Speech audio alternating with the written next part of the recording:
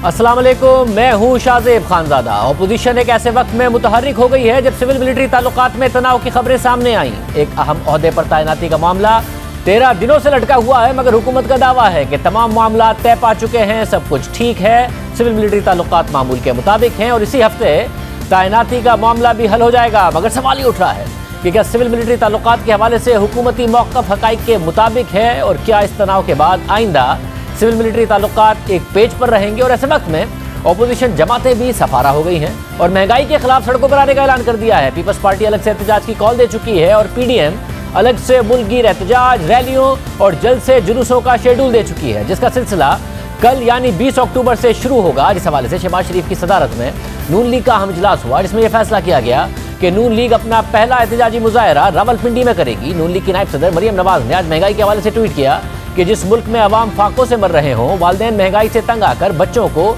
जहर पिलाकर खुदकुशियां कर रहे हों, इस मुल्क का हुक्मरान उस रियासत मदीना की बात कर रहा है जिसका खलीफा कंधों पर बोरियां उठाकर गरीबों के घरों पर दस्तक देता था। क्या कोई शख्स ऐसा बेहिस, गूंगा, बहरा और अंधा भी हो सकता है? मरियम नवाज ने मज़ीद लिखा कि हेलीकॉप्टर से एक दरबार से दूसरे दरबार तक सरकारी खर्च पर सफर करने वाले को क्या खबर कि पाकिस्तान की आवाम पर क्या क़यामत गुजर रही है। लेकिन इस सोच के लिए भी दिल में दर्द होना चाहिए, बुग़्ज़ नहीं। और फिर वज़ीर आज़म ने भी आज रहमतुल्लिल आलमीन कॉन्फ्रेंस के मौके पर अपोजिशन पर तनकीद की। मैं जब तक जिंदा हूँ इस मुल्क में इंसाफ और कानून की बालादस्ती की जंग में लड़ूंगा, रूल ऑफ लॉ के लिए लड़ता रहूंगा। इंग्लैंड के अंदर अगर कतरी खाता आ जाता तो उसी वक्त केस रुकना था और उसे जेल में डाल देना था। फिर जी क्लिबरी फॉन्ट आ गई। वो क्लिबरी फॉन्ट 2007 में आती है, वो तो 2006 में कॉन्ट्रैक्ट दिखा देते हैं, अभी वो फॉन्ट आई नहीं होती, उसके ऊपर कोई एक्शन नहीं लिया जाता। ये ओथ के ऊपर झूठ बोला जा रहा है। जो लोग अपने आप को इस मुल्क में कानून से ऊपर समझते हैं, वो समझते हैं कि वो जो मर्जी जुर्म करें, जब तक हम उनको कानून के नीचे नहीं लेके आएंगे, आप कभी भी ये ना सोचें कि नीचे सरकारी नौकर पटवारी और ये पैसे नहीं लेंगे। का सियासी दर्जा हरारत गर्म होने जा रहा है, मगर अहम बात यह है कि हुकूमत की मुआशी पॉलिसियों पर अवामी एतमाद में भी मुसलसल कमी आ रही है। पल्स कंसल्टेंट की सहमाई सर्वे रिपोर्ट के मुताबिक वज़ीर आज़म इमरान खान की मुआशी पॉलिसियों पर भरोसा न करने वालों की तादाद में जुलाई 2021 के मुकाबले में इजाफा देखा गया है। 4 अक्टूबर से 11 अक्टूबर के दरमियान किए जाने वाले सर्वे के मुताबिक वज़ीर आज़म इमरान खान के मुआशी बहरान से निकलने के दावों पर एतबार न करने वालों की तादाद जुलाई 2021 में 38% थी, जो अब बढ़कर 57% हो गई है। जुलाई 2021 के सर्वे में वज़ीर आज़म के बयान पर 17% ने भरोसा किया था, जबकि वज़ीर आज़म के बयान पर भरोसा करने वालों की तादाद सिर्फ 7% रह गई है। सर्वे के मुताबिक रवां साल जुलाई में हुकूमत की मुआशी सिमत दुरुस्त ना समझने वालों की शरह 56% थी, जिसमें मौजूदा सर्वे में 19% का इजाफा हो गया है और ये 75% पर पहुंच चुकी है। इसी तरह रवां साल जुलाई में हुकूमत की मुआशी सिमत को दुरुस्त समझने वालों की शरह 43% थी, जो अब कम होकर सिर्फ 24% रह गई है। मौजूदा सर्वे में मुआशी सिमत को गलत कहने वालों की सबसे ज्यादा शरह पंजाब में 79% नजर आई, सिंध में 73%, खैबर पख्तूनख्वा में 67%, जबकि बलोचिस्तान में 59% ने हुकूमती मुआशी सिमत को गलत कहा। इसी तरह जुलाई के सर्वे में 92% पाकिस्तानियों ने महंगाई में इजाफे की शिकायत की थी, जबकि मौजूदा सर्वे में 98% पाकिस्तानियों ने गुज़िश्ता 3 माह में महंगाई में इजाफे का शिकवा किया। इस सर्वे के मुताबिक यानी महंगाई से परेशान अवाम की तादाद सबसे ज़्यादा है। पाकिस्तान के सबसे बड़े मसले के सवाल पर सर्वे में 77% अफराद ने महंगाई को मुल्क का सबसे बड़ा मसला करार दिया। 35% ने करप्शन, 25% ने बेरोजगारी, 11% ने लोड शेडिंग और 10% ने अखराजात पूरा ना होने को पाकिस्तान के अहम मसाइल में शुमार किया। इसके अलावा 61% अफराद ने मौजूदा खराब माली हालात की जिम्मेदारी मौजूदा हुकूमत की नाकिस पॉलिसीज को करार दिया, जबकि 30% ने साबिक हुकूमतों की जानिब से कर्जे लेने को इसकी वजह करार दिया।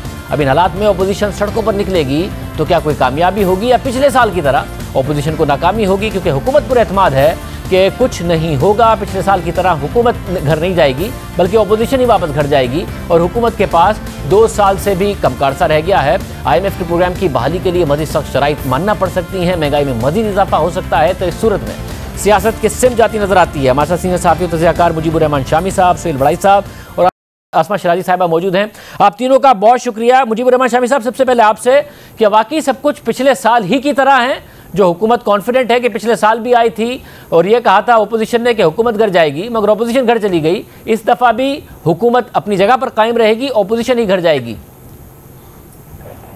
देखिए, पिछले साल के मुकाबले में तो हर चीज़ बदल चुकी है। अब वो सफ़ा भी तकरीबन हट चुका है, जिस पर फरीकैन बहुत नाज करते थे या हुकूमत को बहुत नाज था। और ये जो बदएतमादी की फ़ज़ा है ये गहरी हो गई है। तो अपोजिशन मेरा ख्याल अब घर नहीं जाएगी, अपोजिशन अब सड़कों पर ही रहेगी और हुकूमत को वो घर भिजवा सके या ना भिजवा सके, हुकूमत का काम मुश्किल होता चला जाएगा। और पहले ही महंगाई बहुत है और करंट अकाउंट डेफिसिट है, IMF के प्रॉब्लम्स हैं और अब इनमें इजाफा होता चला जाएगा। और मेरा ख्याल है कि अब हर आने वाला दिन जो है वो हुकूमत के लिए एक बुरी खबर लेके आएगा और अपोजिशन के पास अब लूज करने के लिए कुछ नहीं है, उसे आगे बढ़ना है। और मेरा ख्याल वो अपने वजूद का एहसास दिलाती चली जाएगी और अब मेरा ख्याल वापसी का मामला नहीं है, अब आगे जाने का मामला है। सोहेल बड़ाई साहब, आपको लगता है कि ऑपोजिशन हुकूमत के लिए कोई ख़तरा बन सकती है या फिर अब ये अगले इलेक्शन तक मामला इसी किस्म के रहेंगे? ऑपोजिशन के लिए सब कुछ वही है पिछले साल वाला या कुछ बदल गया है इस साल, क्योंकि हुकूमत कह रही है पिछले साल की तरह ही होगा इनका हाल? जी, पिछले साल से तो तब्दीली आई है बड़ी नुमाया, वो ज़ाहिर है एस्टेब्लिशमेंट और हुकूमत के तल्लुकात में है, वो एक दरार पड़ गई है। और हमारे यहाँ जो तीसरी दुनिया की हुकूमतें और ख़ास कर पाकिस्तानी हुकूमत, इसका हाल यही होता है कि जैसे मुट्ठी में रेत होती है तो वो एकदम से गिरफ्त निकल जाती है। तो ये एक छोटा सा वाक़या है बज़ाहिर तो एस्टेब्लिशमेंट और हुकूमत के दरमियान इख्तलाफ का, लेकिन ऐसा लगता है कि मिट्टी से जो रेत है वो निकल गई है और हुकूमत की जो गिरफ्त है वो निज़ाम के ऊपर कमज़ोर पड़ गई है। और दूसरी तरफ जो मसाइल हैं वो भी हल होने पे नहीं आ रहे और लोगों को रोज़ बरोज़ ये यकीन आ रहा है कि शायद ये हुकूमत मसाइल का ना इदराक रखती है और ना उनको हल रखने की कुदरत रखती है। और ख़ास कर महंगाई जो है इसने हर एक शख्स को जो है मजबूर कर दिया है कि वो हुकूमत के ख़िलाफ़ सोचना शुरू कर दे। और बाकी बात यह है कि क्या ये हुकूमत को अपोजिशन घर भेज सकेगी? मेरा ख़्याल है कि तहरीकों के ज़रिए अब घर भेजना तो मुश्किल हो गया है। हाँ, एस्टेब्लिशमेंट और हुकूमत के दरमियान तल्लुकात ख़राब होंगे और साथ अपोजिशन सड़कों पर होगी तो हुकूमत के लिए हालात मुश्किल से मुश्किल तर होते जाएंगे और इसकी सर्वाइवल मुश्किल होती जाएगी। अस्मा, आपको क्या लगता है ऑपोजिशन इस वक्त सामने आई है? पहले पीडीएम पीपल्स पार्टी के साथ थी, अब पीपल्स पार्टी अलग है, पीडीएम की बाकी जमातें अलग हैं, एनपी भी निकल गई। तो आपको लगता है पीडीएम कोई हुकूमत के लिए ख़तरा बन सकती है या पिछले साल वाला ही हाल होना है इनका? जी, आउज़ु बिल्लाहि मिनश शैतानिर रजीम, बिस्मिल्लाहिर रहमानिर रहीम, इय्याका नअबुदु व इय्याका नस्तईन।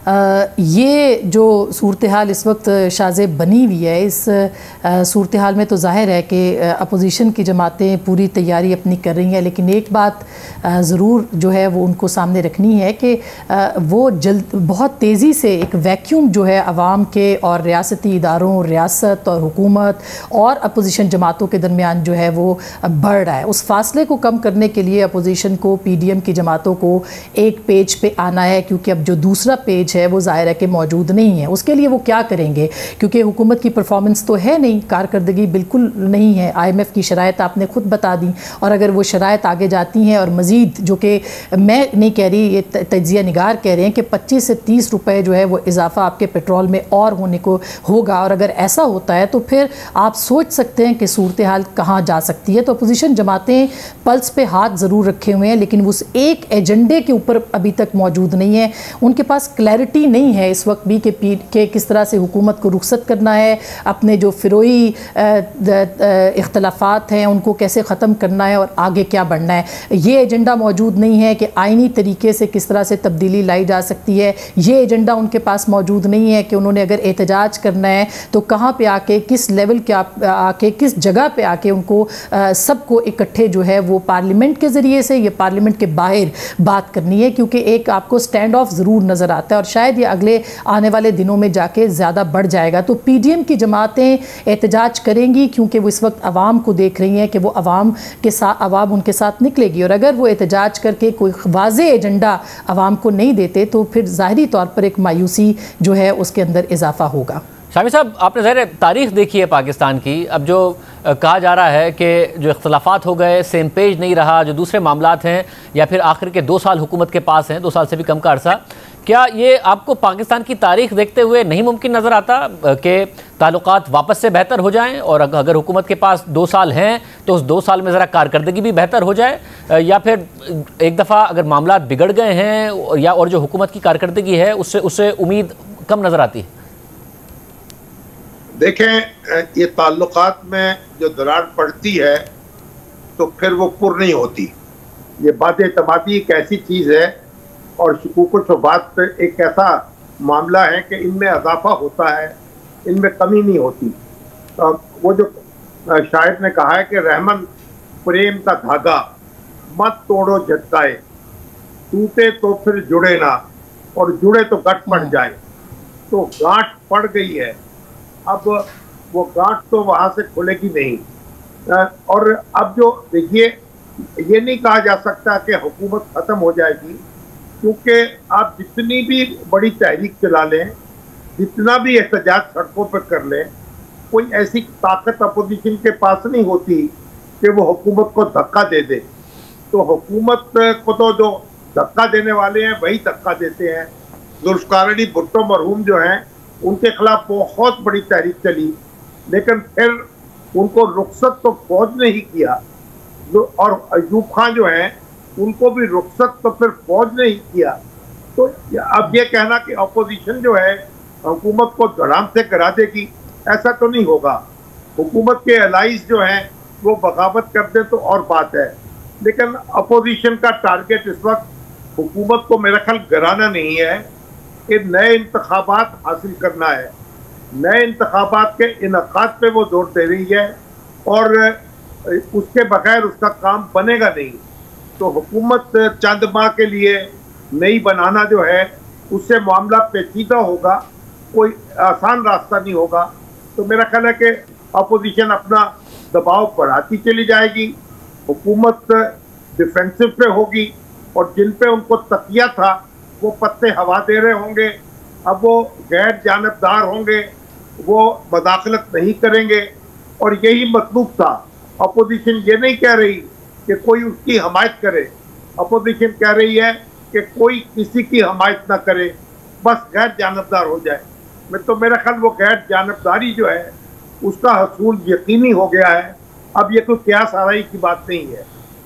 बड़ाई साहब, ज़ाहिर जो तारीखी सवाल है मैं वो आपके सामने भी रखूँगा, और ऐसा हुआ कि दरमियान में 3 से 4 महीने का ऐसा पीरियड आया जिसमें लगने लगा कि अब हुकूमत को समझ में आ गई है कि चीज़ें कैसे ठीक करनी है, मईशत को कैसे इस्तेहकाम से तरक्की की तरफ ले जाना है। उनके दावों से ऐसा लग रहा था, मगर फिर अचानक वो सूरत हाल बन गई है। सर्वेस भी बता रहे हैं कि अब अवाम का एतमाद और ज़्यादा कम हो गया है कि ये हुकूमत के जो मुआशी दावे हैं वो दुरुस्त साबित होंगे, वज़ीर-ए-आज़म के मुआशी दावे दुरुस्त साबित होंगे। 2 साल से कम का अर्सा ज़रूर है, मगर आपको लगता है जो ताल्लुकात बिगड़ गए, जो दरार पड़ गई, वो पुर हो जाए और हुकूमत दोबारा परफॉर्म कर जाए, ये मुमकिन है?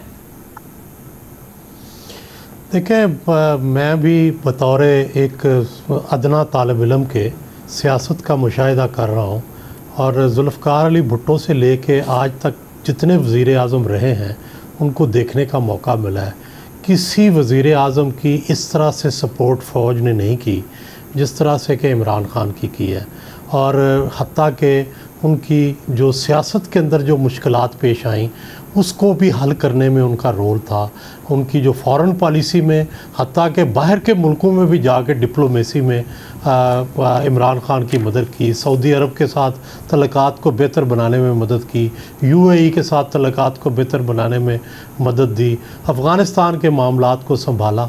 तो बड़ा आउट ऑफ द वे गए हैं। तो मेरा ख़्याल है इसलिए अब जो इख्तलाफ राय हुआ है, ये इख्तलाफ राय जो बहुत सारी चीज़ें पहले कारपेट के नीचे दबी हुई होंगी वो निकली होंगी, तो ये इख्तलाफ राय हुआ है कि भाई इतना कुछ करने के बावजूद भी हुकूमत जो है, क्या उसको इदराक है कि उसके लिए इतना कुछ किया जा रहा है। तो मेरा ख़्याल है कि ये दरार अगले असल में बात यह है कि कि इस्टेब्लिशमेंट को अगले इंतखाबात से पहले गैर जानिबदारी दिखानी होगी, वगरना अगले इलेक्शन के ऊपर भी सवाल पैदा होंगे। नून भी एतराज़ करेगी, पीपल्स पार्टी भी एतराज़ करेगी, और पिछले इलेक्शन पे पहले ही सवालात है पैदा। तो मेरा ख्याल है कि इसके लिए इस्टेब्लिशमेंट का ये पहले इक़दामात हैं अपनी गैर जानिबदारी की तरफ कदम बढ़ाने में। और इंटरनेशनली भी मैं समझता हूँ कि पाकिस्तान ये चाहता है, और पाकिस्तान बड़ी देर से ये तासुर दे रहा है कि हम गैर जानिबदार हैं, अफ़गानिस्तान के मामले में हम फरीक नहीं हैं, हम इंटरनेशनल कम्युनिटी के साथ मिल के रहना चाहते हैं। और कोई अगर किसी तरफ से ये तासुर आता है कि हम किसी फरीक के साथ हैं तो उस फरीक को हटाने में भी फिर कोई देर नहीं लगाई जाती। तो ये इस तनाजुर में अगर चीज़ को समझा जाए तो मेरा ख़्याल है कि हमें ये नज़र आ रहा है कि अगले इलेक्शन गैर जानिबदारी की तरफ होंगे। और इमरान ख़ान को जो साया मुयसर था जिसमें वो गहरी सांस ले सकते थे, आराम कर सकते थे, तजर्बे कर सकते थे, वो साया उन्हें अब मुयसर नहीं रहा। अब उनको धूप में ही मुकाबला करना पड़ेगा अपने फरीक का, जो कि ज़ाहिर है फरीक भी सामने निकल के आएगा और सामने मुकाबला करेगा। अस्मा, आप क्या समझती हैं तारीख को देखते हुए जो ताल्लुकात ख़राब हो गए या फिर जो कारकर्दगी है अगले 2 साल कोई बेहतरी हो सकती है, या वाकई जो चीज़ें ख़राब होनी थी वो हो चुकी हैं और अब बहुत मुश्किल है? देखिए, जो सूरत हाल इस वक्त बनी हुई है इस्लामाबाद और रावलपिंडी के दरमियान, वो समरी आ चुकी है। समरी पे दस्तखत क्यों नहीं हो रहे, वो समरी क्यों आगे नहीं जा रही, उसके ऊपर वो तनाज़ा अभी तक तनाज़ा क्यों है जिसके ऊपर तनाज़ा नहीं बनना चाहिए था। ये कोई आर्मी चीफ़ की अपॉइंटमेंट का मसला नहीं था, लेकिन वो तनाज़ा बनाया गया है हुकूमत की जानिब से, सेटल्ड इशू को अनसेटल किया गया है। तो उसके पीछे कोई ज़ाहिर है कि एक सूरत हाल बनाई गई है, क्योंकि हुकूमत ने भांप लिया है कि परफॉर्मेंस जो है वो तो हो नहीं रही इस वक्त, और सूरत जो है वो उनके हक में नहीं है। इसलिए ऐसी इन्वायरमेंट क्रिएट की जाए कि एक दफ़ा फिर पंचिंग बैग जो है वो इदारों को बना के तो एक सियासी शहादत टाइप जो सिचुएशन है वो क्रिएट की जाए। तो ये वो सूरत हाल है जिसकी बुनियाद के ऊपर अगर हम देखें तो अगले 2 साल के लिए अगर यही हुकूमत रहती है तो भी निज़ाम कार नहीं चल सकता, और अगर ये नहीं रहती है तो उसका ऑल्टरनेट, उसका मुतबादिल क्या है। एक बात ये भी कही जा रही है कि शायद कोई चॉइस इस वक्त मौजूद नहीं है पावरफुल हलकों के पास, और इसके साथ साथ अगर तब्दीली लाई जाती है तो उसके लिए चॉइस मौजूद नहीं है। मेरी इत्तला ऐसी नहीं है, चॉइसेस मौजूद हैं, सिर्फ ये कि क्लैरिटी के साथ और टाइम के साथ जो है वो फैसले हो सकते हैं। और वो चॉइस बनाने के लिए सियासी जमातों को अपनी जो एक पावर है वो ज़रूर पब्लिक की जो परसेप्शन है उसके मुताबिक उसको बनाना पड़ेगा, उसको आगे लेके जाना पड़ेगा। पार्लियामेंट के अंदर नंबर्स गेम है। जहांगीर तरीन साहब के स्टेटमेंट्स आपने सुने हैं। बहुत बड़ा ग्रुप जो है, हम जानते हैं इस्लामाबाद के अंदर वो एक अरसे से अपनी हुकूमत के ख़िलाफ़ जो है वो गैर मुतमईन है, और वो ये कहते दिखाई देते हैं कि हम आवाम के पास कैसे जाएंगे। ये वो सूरत हाल है जिसके अंदर जाहिर है कि उनको भी फैसला करना है, क्योंकि वो तमाम सियासी लोग हैं कि आगे जाके उनकी चॉइस क्या बनेगी और वो किस तरह से इलेक्शंस के अंदर जाएंगे। लगता ऐसे है कि बहुत दिनों के अंदर जो है, चंद दिनों के अंदर, चंद हफ्तों के अंदर अपोजिशन को ये दोबारा से मिल के सोचना पड़ेगा कि स्ट्रैटेजी क्या होगी, और एक चार्टर जो है वो खुद अपोजिशन के अंदर जो है वो बन सकता है, या उसके ऊपर एग्रीमेंट हो सकता है कि आगे जाके आपने इस हुकूमत को अगर रुखसत करना है तो उसके बाद का फार्मूला क्या है। और शायद यही वो चीज़ें जिसके ऊपर इस वक्त बात हो रही है, इसीलिए अपोजिशन या जो दूसरी सियासी जमातें हैं वो ओपनली खुल के अपनी राय का इजहार नहीं कर रहे, वो सिर्फ और सिर्फ पब्लिक की तरफ देख रहे हैं कि वो उनको किस तरह से रिस्पॉन्ड करते हैं। अगर ऐसा होता है, जो कि कल से एहतजाज होगा, नज़र आ जाएगा, गैर जानिबदारी भी नज़र आएगी, बाकी चीज़ें भी नज़र आएंगी, तो फिर जाहिर है कि हुकूमत के लिए को ये फैसला करना है कि उनको घर जाना है, उनको यहाँ रुकना है, उनको किस तरह से निज़ाम हुकूमत को चलाना है, जो कि इस मईशत की सूरत हाल में बहुत ही नामुमकिन नज़र आता है। इसके लिए कुछ भी वो कर लें, लेकिन जब तक मईशत ठीक नहीं होगी, जाहिर है कि सियासत और हुकूमत जो है, जो जुड़ी हुई है आपस में एक दूसरे के साथ, वो एक सही रस्ते पर नहीं आ सकती। शामी साहब, इस सारे में ज़ाहिर अपोजिशन तासुर भी देती है, और एक जो ऑफ द रिकॉर्ड गुफ्तगू है वो ये बताते हैं कि जी अपोजिशन के दरमियान अभी ये बहस है कि अभी अगर एक कमज़ोरी नज़र आती है, एक दरार नज़र आती है, तो यही वक्त है कि हमें वार करना चाहिए। दूसरी सोच ये है कि नहीं जी, और टाइम मिलना चाहिए ताकि हम एक्टिव भी हों, सड़कों पर भी हों, और उसके बाद इलेक्शन हो। आपको लगता है कि अर्ली इलेक्शन का कोई ऑप्शन है, या फिर इलेक्शन 2023 में ही होंगे? अपोजिशन अपना ये पोस्चर रखेगी और 2023 के ही में ही इलेक्शन हो रहे होंगे? देखिए, अपोजिशन का जो इस वक्त हदफ है वो नए इंतखाबात हैं और वो अपना दबाव बढ़ाएगी कि हुकूमत मजबूर हो जाए कि जल्द इंतखाबात कराने पर। अगर ऐसा नहीं होता तो 2 साल का अरसा कोई बहुत ज़्यादा नहीं है, ये चुटकियाँ बजाते गुजर जाएगा। तो मेरा ख्याल है कि हुकूमत जो है अब उस तरह की हुकूमत बाकी नहीं रहेगी जिस तरह की हुकूमत थी। वो अब उसको एक कमज़ोर विकेट पे होगी और उसके लिए कोई बहुत ज़्यादा उसके पत्ते उसके पास नहीं होंगे जिनको खेल सके। और उसने जो पॉलिसियाँ अप्लाई हैं वो पॉलिसियाँ अब वो रंग लाएंगी। अपोजिशन का वो दौर ख़त्म हो चुका, जबकि आप उसको बिल्कुल तहसीक कर रहे थे, उसके खिलाफ कार्रवाइयाँ हो रही थी। अब नैब जो है उसमें भी सख्त कम होती जाएगी और अदलिया जो है उससे तवक्कुआत बढ़ती चली जाएंगी। और मेरा ख्याल है कि बहैसियत मजमूई जो है एक फ़ज़ा में तब्दीली आती चली जाएगी और हुकूमत जो है उसके हाथ जो हैं वो अब खुलेंगे नहीं, वो बंधेंगे। वड़ाई साहब, आप भी समझते हैं, क्योंकि हुकूमत की तरफ से बहुत वज़रा ने कहा कि जी इलेक्शन से पहले बहुत सारे जिनके मुकदमात चल रहे हैं वो जेल में जाते नजर आएंगे। अपोजिशन ने भी कहा ये नया ऑर्डिनेंस ला इसलिए हैं कि अपोजिशन को जेल में डाला जाए कि हुकूमत वापस से ये नज़र आ रहा हो कि अपोजिशन के रहनुमा जेल में हैं और 2023 में इलेक्शन हो रहा हो, हुकूमत की पोजीशन स्ट्रांग हो। ये पॉसिबिलिटी है अपनी जगह पर, या अर्ली इलेक्शन की पॉसिबिलिटी है अपनी जगह पर? देखिए, पहला तो यह है कि क्या जो इस्टेब्लिशमेंट और हुकूमत के दरमियान जो बदएतमादी पैदा हुई है, क्या ये ठीक हो जाएगी? फिर इसी तरह एक पेज पर हो जाएंगे और अगले इलेक्शन तक इसी तरह मामलात चलेंगे? फिर तो एक बिल्कुल मुख्तलिफ बात है। लेकिन अगर ये बदएतमादी वाकई जेन्युइन है और ये बढ़ेगी, और प्राइम मिनिस्टर जो है वो भी बड़े असूल के पक्के हैं, बड़े ज़िद के पक्के हैं, और दूसरी तरफ ज़ाहिर है इंस्टीट्यूशन जो है वो भी बड़ा स्ट्रांग है, तो फिर तो लड़ाई की तरफ हम जाएंगे। फिर तो वही मामला होगा जो पहले प्राइम मिनिस्टर के साथ होता रहा है। फिर तो एक महाज़ाराई है, लड़ाई है, हुकूमत का चलना मुश्किल हो जाएगा और फिर हुकूमत के 2 साल गुजरने भी मुश्किल हो जाएंगे। फिर तो अर्ली इलेक्शन के चांस नज़र आते हैं।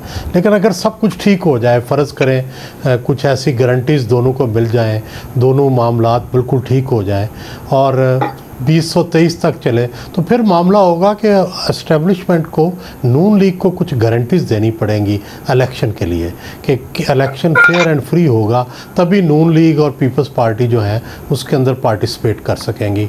वगरना उनका पार्टिसिपेट करना और उस इलेक्शन का गैर जानिबदार होना मशकूक हो जाएगा।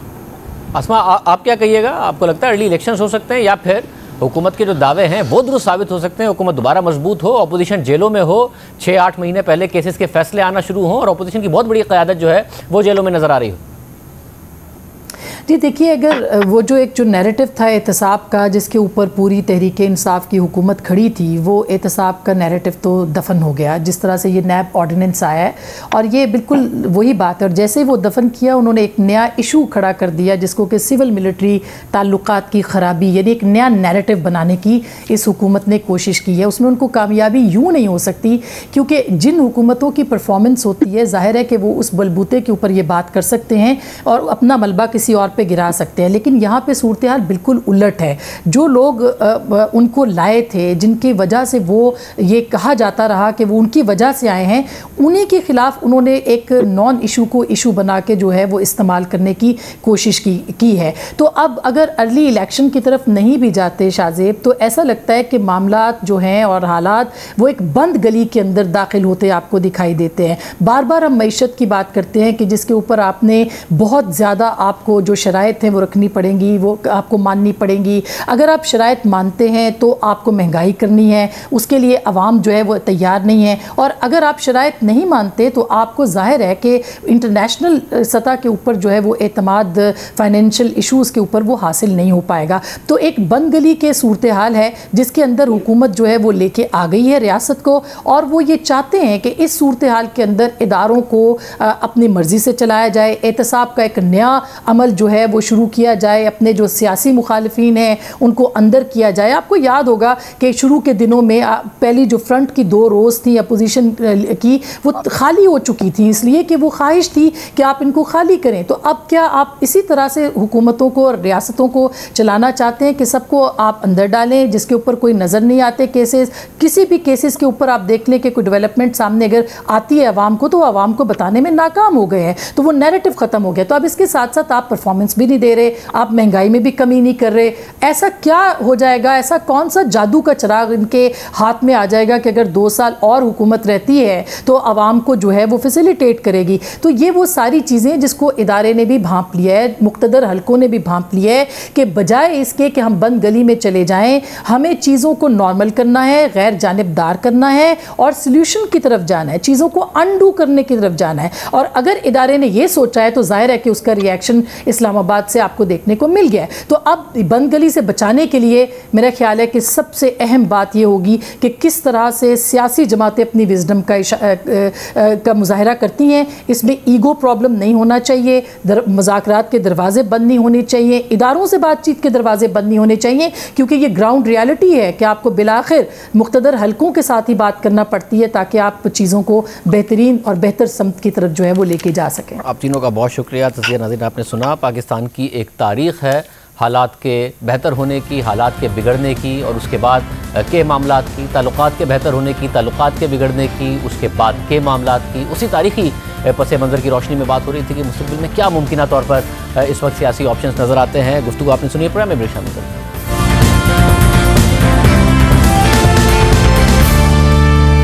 मुल्क में महंगाई इस वक्त हुकूमत के लिए सबसे बड़ा चैलेंज है। अवाम की राय के मुताबिक वो उनके लिए सबसे बड़ा मसला है। वज़ीर आज़म के मुशीर बराए ख़ज़ाना शौकत तरीन के अमरीका में IMF के साथ प्रोग्राम की बहाली के लिए मुज़ाकरात जारी हैं, जबकि मुज़ाकरात के खात्मे से पहले ही हुकूमत बिजली की फ़ी यूनिट कीमत में ₹1.39 का इजाफा कर चुकी है। इंटरनेशनल मार्केट में इजाफे के बाद पेट्रोल की कीमत में भी ₹10.49 का इजाफा हो चुका है। महंगाई में मजीद इजाफे का खदशा है। साबिक वज़ीर ख़ज़ाना डॉक्टर हफीज़ पाशा के मुताबिक महंगाई 12% पर जाने का खदशा है। इस हवाले से गुज़िश्ता रोज़ वज़ीर आज़म ने वफाकी वज़रा और सूबाई चीफ सेक्रेटरीज़ का अहम इजलास तलब किया और इजलास में वज़ीर आज़म ने वज़रा को अपने हलकों में मसनूई महंगाई पर नज़र रखने के लिए और साथ ही ज़ख़ीरा अंदोज़ी और गैर कानूनी मुनाफाखोरी के खिलाफ सख्त एक्शन लेने का हुक्म दिया। हुकूमत कभी महंगाई की वजह सप्लाई चेन को ठहराती है, कभी कार्टेलाइजेशन को और कभी ज़ख़ीरा अंदोज़ी करने वाले माफियाज को या फिर कभी आलमी मार्केट में बढ़ती कीमतों को। आज से तकरीबन 2 हफ्ते पहले शौकत तरीन ने ऐलान किया था कि 20 किलो आटे का थैला 1100 रुपये का मिलेगा, यानी 1 किलो आटे की कीमत 55 रुपये होगी। उनकी जो हमारी कॉस्ट है वो 2040 रुपये या 1800 रुपये के ऊपर जो हमने मिनिमम प्राइस रखी हुई है, परचेज प्राइस जो है हमारी, उसके लिहाज से 2040 रुपये। प्राइम मिनिस्टर ने उसको 1950 कर दिया। अब पंजाब ने वो रिलीज शुरू कर दी 1950 में, अभी KP और बलूचिस्तान भी करना शुरू कर देंगे और सिंध ने भी हमें ये एश्योरेंस दिए कि वो भी करना शुरू हो जाए। 1100 रुपये 20 किलो के थैले की हो जाएंगे। लेकिन इस वक्त मुल्क में आटा 75 रुपये फ़ी किलो तक मिल रहा है। तहरीक इंसाफ की हुकूमत का दावा है कि पंजाब में आटा सबसे सस्ता 55 रुपये फ़ी किलो दस्तियाब है, क्योंकि हुकूमत आटे पर सब्सिडी भी दे रही है और इसकी फराहमी यकीनी बना रही है। मगर क्या वाकई आवाम को 55 रुपये फ़ी किलो आटा मिल रहा है? क्या उसकी क्वालिटी ऐसी है कि आवाम खरीद भी रहे हैं या नहीं खरीद रहे हैं? पंजाब के बड़े शहरों गुजरावाला, लाहौर, फैसलाबाद, सियालकोट और मुल्तान से आवाम की और दुकानदारों की राय दी। आटे का तो बहुत ज़्यादा बुहरान है। आटे को लेने जाएँ बाज़ार से तो मिलता ही नहीं है कहीं भी। अगर मिलता है तो यूनाइटेड स्टोर पे जाएं तो वो जनाब 55 रुपये हुकूमत का आटा है, लेकिन वो बिल्कुल बकवास आटा है और वो हम इस्तेमाल कर ही नहीं सकते। और अगर हम बाज़ार से लेते हैं तो वो उसका रेट कम से कम 75 रुपये किलो मिल रहा है हमें। आटा उस 70 से नीचे नहीं है, ऊपर ही है। अगर 50, 55, 60 में को मिलता भी है ना, वो तो जानवरों को डालने वाला हो सकता है, मतलब वो खाने के काबिल नहीं है। मतलब ये तो बिल्कुल अनफेयर बात है। सरकारी आटा मैं ख़रीदता रहा हूँ, मगर जिस कस्टमर को जाता है ना वो उठा के वापस ले आता है, फिर वो मिल को वापस नहीं जाता क्योंकि वो क्वालिटी क्लेम है। तो इस तरह कस्टमर कहता है यार वो वाला दे दो जो खाया तो जाए कम से कम, उसकी क्वालिटी अच्छी नहीं है। तो फिर मजबूरी है कि दुकानदार ने फिर महंगे वाला मंगवाना है, क्योंकि कस्टमर को तो चीज़ अच्छी देनी है ना। 620 रुपये का आटा का चौड़ा मिल रहा है 10 किलो का, और 20 किलो मिल रहा है 1250 रुपये का। और कोई चीज़ भी नहीं सस्ती है। इस टाइम हर जगह महंगाई, बेरोज़गारी इतनी हो गई है, कारोबार है ही नहीं। आटे का थैला हमें 1300 रुपये का मिल रहा है। सरकारी कोई भी गवर्नमेंट के रेट के 850 रुपये का थैला कोई नहीं मिल रहा है। आटा मिल रहा है 1300-1400 रुपये का थैला। हुकूमत कह रही है कि हमने सस्ता दे रहे हैं, वो ना खाने के काबिल है ना देखने के काबिल है। फी किलो जी ले रहा है, कोई 65 दे रहा है, कोई 70 दे रहा है, कोई 80 रुपए किलो दे रहा है। हुकूमत के दावे बिल्कुल बेकार है, कोई इसमें अमल दरामद नहीं हो रहा, किसी जगह से नहीं मिलता। वो कहते हैं जाके हुकूमत से ले लें, इमरान खान साहब से ले लें, जब वज़ीर आला पंजाब से ले ले जाके, हमें वारा नहीं खाता जी, हम नहीं दे सकते आपको 55 रुपए किलो, हम आपको 65-70 रुपए किलो से कम नहीं दे सकते। आटा तो हम जो 70 में 80 में और 80 रुपए के करीब में लिख रहा है, जो 20 किलो का तोड़ा है वो 1500 रुपए में हमें मिल रहा है। और ये महंगाई का इतना तूफान है, लोगों के घर के बजट बनाना मुश्किल हो चुका है। ये तो लतीफे हैं जो गवर्नमेंट कर रही है, इतने बड़े साइन बोर्ड लगा दिए हैं, आटे की कीमत कुछ लिखी हुई है, लेकिन ओपन मार्केट में वो हमें मिल नहीं रहा। आटा 80 रुपीज का है, चक्की का कह लें आप, ठीक है, तकरीबन 2.5 साल पहले इसका 40 रुपीज रेट था यार इसका, अब सिर्फ 2.5 सालों में देखें इसका रेट डबल हो गया। आटा तकरीबन 70-75 रुपए आटा मिल भी नहीं रहा, और जो देता है वो अपनी मर्जी का रेट देता है। आप मेरे साथ मार्केट में चले जाएं, 70-80 आटा बिक रहा है, अगर ना बिके तो जो सजा चोर को वो मुझे आप दे दें। इतनी महंगाई हो गई है, जिंदगी में कभी नहीं देखी। जो आटा 55 रुपए किलो मिल रहा है वो खाने वाला कौन सा है?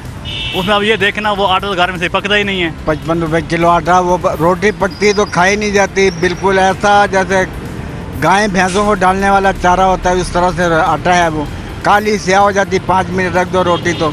महंगा आटा जो है वो कुछ अच्छा है, वो खाया जाता है, खाने के काबिल नहीं है। ऐसा है कि उसके अंदर से आधी से ज़्यादा तो भूसी निकल रही है। गवर्नमेंट वाला आटा जो है, वैसे आटा मिल रहा है हमें 15 किलो वाला थैला मिल रहा है 950 का, गवर्नमेंट दे रही है 10 किलो वाला थैला 540 रुपये का, लेकिन वो इस काबिल नहीं है कि उसको इस्तेमाल किया जाए। यूटिलिटी स्टोर पे तो बिल्कुल फारिग आटा, खाने के काबिल नहीं है, उसमें थोड़ी देर जो है ना गूंद के रखो उसमें कीड़े पड़ जाते हैं।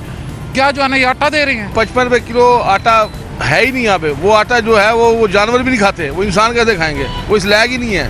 सिंध में भी आवाम को सस्ता आटा दस्तियाब नहीं है। कराची और सखर से आवाम की राय दी। गेहूँ में आटा लेने के लिए सही है, मुझे 750-800 रुपये की जो है ना 10 किलो की बोरी मिली है, और 10 किलो पहले मैं 400 रुपये में लाता था, 380 में लाता था, अभी मैं 800 रुपये में लेकर आ रहा हूँ। आटा जो है हम लोग 300 का 10 किलो लेते थे, अभी 700-800 रुपये किलो 10 किलो मिल रहा है। आटे का देख ले 80 रुपये किलो हो गया। आज मैं अपने घर के लिए आटा लेकर आया हूँ तो 80 रुपये किलो हो गया। महंगाई कहाँ से गई, हमारे सर पाँव तोड़ दिए, हमारा तो तेल निकाल दिया महंगाई के दौर के अंदर। आटा ये 1600 रुपये का तो 20 किलो आटा, जो 700-750 रुपये किलो हो गया। ये आटा जो था 300 रुपये, 300-350 जो चोरों के दौर पे था। अब ये माशाल्लाह ईमानदार आदमी आया, इमरान खान साहब ये कह रहे हैं कि भाई महंगाई को मैं कंट्रोल कर लूँगा, मगर कब तक करेगा कंट्रोल, जब आप हालात देख रहे हैं, गरीब आदमी पिस रहा है, गरीब आदमी के साथ एक टाइम का खाने के पैसे नहीं है, और शाम एक टाइम का खाना खाते हैं, दूसरे टाइम का खाना वो नहीं खा सकते, वो खुदकुशियाँ कर लें। हमारी गुजारिश है ये इस इमरान खान साहब से, ये घबराने वाली बात को ये जारी न रखें, ये कोई अमली इक़दार काम अमली करें कि गरीब आदमी को रिलीफ मिले। आटा भी महंगा हो गया है, आटा चलता था पहले 35 रुपये किलो, अभी जो है 70 रुपये किलो हो गया है, हर चीज़ महंगाई हो गई है। पहले तो 40 रुपये 50 रुपये किलो आटा मिलता था, अब ये तकरीबन 75-80 रुपये किलो हो गया है। आटे का रेट पहले 50-40 चल रहा था, अब 70 रुपये रेट हो गया आटे का। आटा पहले 40 रुपये किलो था, अब आजकल 65 रुपये किलो चल रहा है, 65 से भी 70 पहुँच रहा है। अभी 5 किलो आटा लेने जाते हैं तो 350 रुपये का आता है। पेशावर की आवाम भी महंगाई से परेशान है, वहाँ क्या सूरत हाल है? ये आटा भाई अभी महंगा हो गया है बहुत, किलो 80 रुपये बिक रहे हैं। पहले 50-60 रुपये का 40 रुपये का किलो आटा था, अभी 80 रुपये किलो है। एक दिहाड़ी मारे और 500 रुपया दिहाड़ी ले रहे, तो किधर से खाएगा भाई? आटा आजकल जा रहा है किलो 80 रुपये किलो जा रहा है, ठीक है। पहले जो 60 रुपये की तकरीबन महीना पहले, अब 80-90 रुपये की किलो आटा। और कोयटा के अवाम क्या कहते हैं देखिए। आटा जो है 80 रुपये है, तो बहुत महंगा हो गया है। गरीब क्या अभी क्या लिए आटा जो 80 रुपये की है, महंगाई दिन पर दिन ज़्यादा हो रही है और गरीब जो है दर पदर हो रहा है। आटा जो है अभी आजकल बलुस्तान 80 रुपये चल रहा है, महंगाई दिन पर दिन ज़्यादा हो रहा है और गरीब आवाम का जो घर का चूल्हा वो बुझ रहा है। आटे का 80 रुपये का किलो चल रहा है, महंगाई बढ़ गई है भाई। महंगाई इस वक्त आवाम के लिए सबसे बड़ा मसला है। हुकूमत जो दावा करती है उस पर भी अमल दरामद नहीं करा पाती है, जिसकी वजह से अवाम परेशान नज़र आ रहे हैं। और मीशत का जो इस वक्त अहवाल है उसके हवाले से सवाल उठ रहे हैं। स्टेट बैंक ने आज आदाद-ओ-शुमार भी जारी किए हैं जो कि करंट अकाउंट खसारे के हैं। सितंबर में करंट अकाउंट खसारे में अगस्त के मुकाबले में कमी आई है। अगस्त में करंट अकाउंट खसारा $1.47 अरब था, सितंबर में करंट अकाउंट खसारा $1.11 अरब रहा। माहिर मईशत मोहम्मद सुहेल साहब हमारे साथ बोलते हैं। मोहम्मद सुहेल साहब बहुत शुक्रिया। अगर हम देखें तो अगस्त के मुकाबले में सितंबर में करंट अकाउंट खसारे में कमी है, मगर अगर इस पेस से जाता है क्योंकि 3 माह में $3.4 अरब है तो हुकूमत का $8 से $9 अरब का टारगेट नहीं पूरा हो पाएगा, $12-13 अरब पर जा सकता है। बट आपको लगता है कि जो कुछ टाइटनिंग हुकूमत करना चाहती है, रुपया भी गिर रहा है, करंट अकाउंट खसारा टारगेट के अंदर आ सकता है, मामला बेहतर हो सकते हैं? लेकिन जो नंबर है ये तो इन लाइन विद एक्सपेक्टेशन है, तवक्कुआत यही थी क्योंकि इंपोर्ट एक्सपोर्ट के नंबर रिलीज हो चुके हैं, रेमिटेंस के और दूसरे नंबर्स भी आ गए हैं, तो अंदाज़ा लगाना आसान था कि ये $1-1.25 बिलियन के करीब होगा। मगर के मुताबिक मगर सस्टेनेबल नहीं है, और अगर इस तरह चलता रहा तो अगर आप देखें 3.4 को एडजस्ट करें, एनुलाइज करें तो $14 बिलियन बनता है, जो मेरे ख्याल में पाकिस्तान के जो हालात हैं फॉरेन एक्सचेंज रिजर्व्स के और जो डेट रीपेमेंट्स करनी है उसके हिसाब से तो ये बहुत ही ज़्यादा नंबर है। सेंट्रल बैंक जो है $8-9 बिलियन फोरकास्ट कर रहा था, तो मेरे ख्याल में कोशिश अभी हुकूमत को ये करनी चाहिए कि इसको कर्टेल किया जाए $10 से $12 बिलियन के बीच में, अदरवाइज ये रिजर्व पे और करेंसी पे प्रेशर फिर बढ़ सकता है। और सब ज़ाहिर है बहुत ज़्यादा मुतज़ाद इतलात आ रही थी, बट अब IMF की तरफ से भी, हुकूमत की तरफ से भी अब ये नज़र आ रहा है कि जो मुज़ाकरात हैं वो मस्बत सिमत में जा रहे हैं और मुमकिन तौर पर पाकिस्तान का अग्रीमेंट हो जाएगा। तो ये समझा जाए कि जो सख्त शराइत थी, बिजली की कीमतों में इजाफा, वो सब हो गया, मगर कुछ सख्त और शराइत पाकिस्तान मानेगा, और ये बेहतर है कि IMF के प्रोग्राम में रहे और उनकी शराइत माने, ना कि प्रोग्राम से निकला जाए।